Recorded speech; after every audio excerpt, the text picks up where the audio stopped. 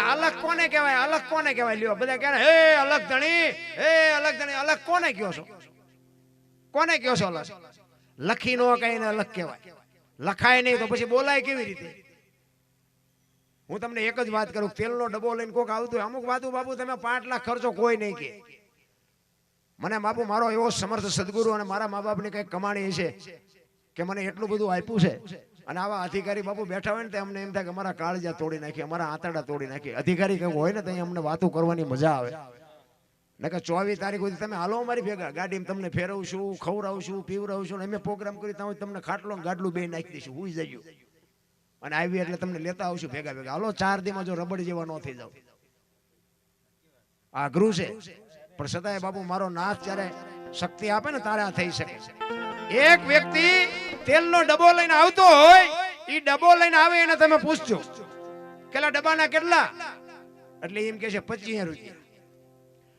હવે ડબ્બાના 25 છે તેલના? કિંમત શેની છે? તેલની. ડબ્બાની કિંમત તેલ કાઢલો એટલે કેટલી રહે? 25 રૂપિયા આવે ને, 20 રૂપિયા, 15 રૂપિયા આવે ને. પણ જો વાત ઉપર ધ્યાન આપજો, કિંમત તેલની છે પણ તેલને રાખવા માટે ડબ્બો જોવે, ડબ્બા વગર તેલ નો રહે.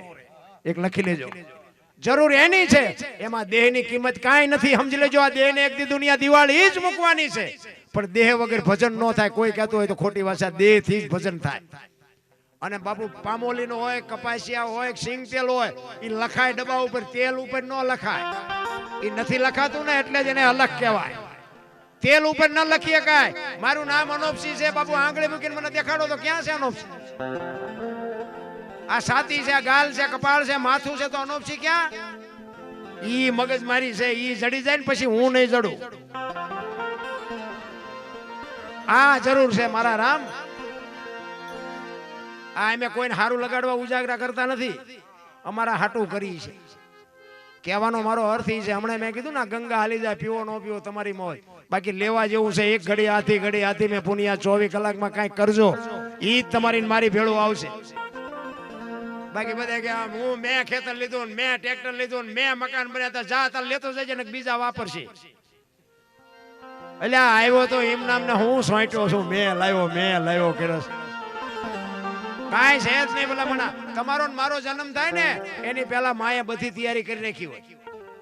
ખોયા ને ગોદડા ને જબલા ને આ ને તે બધું માએ તૈયાર કરી રાખ્યું હોય કે મને ભગવાન દીકરો દીકરી કાંઈક આપશે. બધી માએ તૈયારી કરી રાખી હોય. અને જેથી જવાનું હોય ને તેથી બધું તૈયાર જ હોય. લાકડા હોય, ઉપાડનારા હોય, ગોઠવનારા હોય, દિવાળી મૂકનારા હોય ને ખોકા મારનારા હોય. ત્યાં પહેલી તૈયારી ને છેલ્લી તૈયારી બે છે, વટલી નહીં કરી રાખી હોય. વચ્ચે તો કે મેં કહ્યું એટલે પણ તો પછી આ શેડે તાર જ કરવું હતું ને. આ ખોટો વજન લઈને માણા ફરે છે. વાણીમાં છે ને ઉતરો તો મારા ગંગા સતીની વાણી એક કહે છે, પિંડ બ્રહ્માંડ થી પર ગુરુ મારા એનો બતાવું દેશ. બાપુ આમાં તમને હુતું હોય તો એકાદ ઊંચો વાત કરો મને. પિંડ બ્રહ્માંડ થી પર ગુરુ મારા એનો બતાવું તમને દેશ. કયો દેશ? બાપુ વાણી બધી અઘરી બાબત છે, એના માટે બાપુ સારો સમર્થ સદગુરુ જોવે. આ મારા આવા વિડીયા કોઈ સાંભળે ને તો મને કેટલાય ફોન કરે કે બાપુ અમારે તમને ગુરુ બનાવવા, મેં પણ મને હજી હરખો ચેલો જ થવા દે. હજી હું ચા કોઈના ચેલા બનાવું છું? હું હજી ચેલો નથી હરખો થયો, તમે હું તમારો ગુરુ શું થવું? હા ખરેખર, કારણ કે સત્યને પકડવા વાળા તો છે. આમાં બાપુ તમને બાંધ્યા નો એક તમે રહ્યો, પણ આ વાણીની તાકાત છે. તમે બાપુ આમાંથી ઉભા નથી થતા, એ મને દેખાય છે. વાણી બાપુ દોણામાં જ જાય છે, એથી નથી જતી, એ મને દેખાય છે. સત્ય નહીં બાપુ કિંમત થાય. હોનું છે ને લોટા ભેગું નાખી દો ને 100 વર્ષ પછી કાઢો ને તો બાપુ એને કાટ નો લાગે. હોનું જ હોય. અત્યારે પિત્તળ તમે જોવો ને તો પિત્તળ ઠેકડા મારતા. પિત્તળ એક દી કે હોના ને કે હાલ ને આપણે બે ભેગા થઈ જઈએ. હોનું કે કાહું કામ? ઈ કે મારો પિત્તળ કે મારો ભાવ વધી જાય ને તારા મારો કે ભાવ વધી જાય ને તારી કિંમત વધી જાય. ઓલું હોનું કે પણ મારા કેરેટ ઘટી જાય નું શું? એટલે કેરેટ ઘટેવો તો બાપુ ધંધો આખી દુનિયામાં ગમે એ સમાચાર કરાય, પણ કેરેટ ઘટેવો ન કરાય. એક લખી લેજો. અને ઇજ્જત મેળવતા બાપુ જિંદગી વહી જાય. જાતા 1 સેકન્ડ થાય ને જીયા પછી દોડજો. જો આખી જિંદગીમાં ભેળું થાય તો તમારો ગુલામ થઈ જાવ. ઇજ્જત બાપુ એમ નામ નથી મળતી. ઇજ્જત મેળવવા માટે બહુ સમર્પણ કરવું પડે, બહુ ભોગ દેવા પડે. આ અલગ કોને કહેવાય? અલગ કોને કહેવાય? લ્યો બધા કહે હે અલગ ધણી, હે અલગ ધણી. અલગ કોને કયો છો? કોને કયો છો અલગ? લખી નો કઈને અલગ કહેવાય, લખાય નહીં તો પછી બોલાય કેવી રીતે? હું તમને એક જ વાત કરું, તેલનો ડબ્બો લઈને કોક આવતું હોય, અમુક વાતું બાપુ તમે 5 લાખ ખર્ચો કોઈ નહીં કે.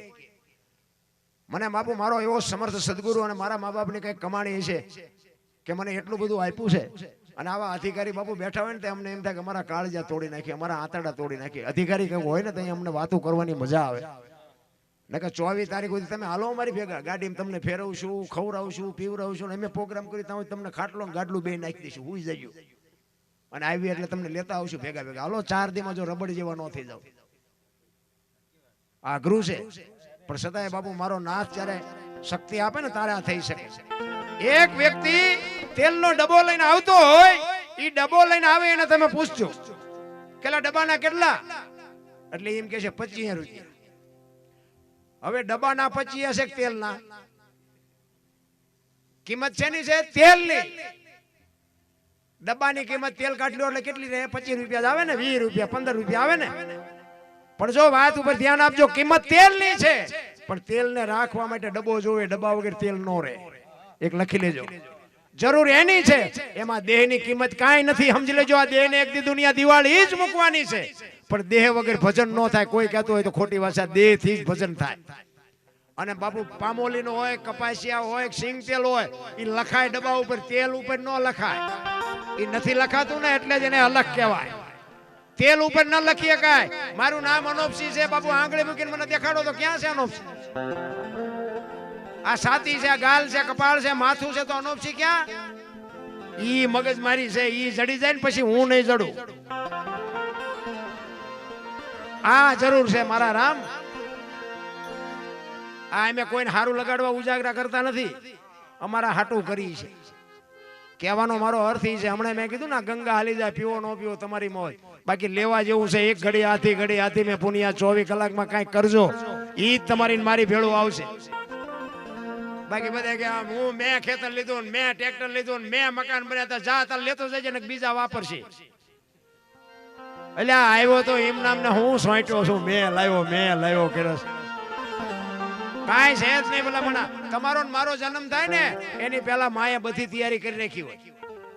ખોયા ને ગોદડા ને જબલા ને આ ને તે બધું માએ તૈયાર કરી રાખ્યું હોય કે મને ભગવાન દીકરો દીકરી કઈક આપશે.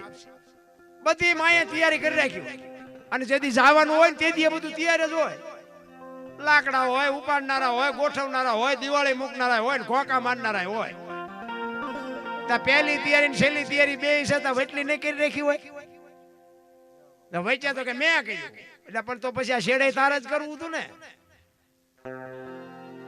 આ ખોટો વજન લઈને માણા ફરે છે. વાણીમાં છે ને ઉતરો તો મારા ગંગા સતીની વાણી એક કે છે, પિંડ બ્રહ્માંડ થી પર ગુરુ મારા એનો બતાવું દેશ. બાપુ આમાં તમને હુતું હોય તો એકાદો ઊંચો વાત કરો મને.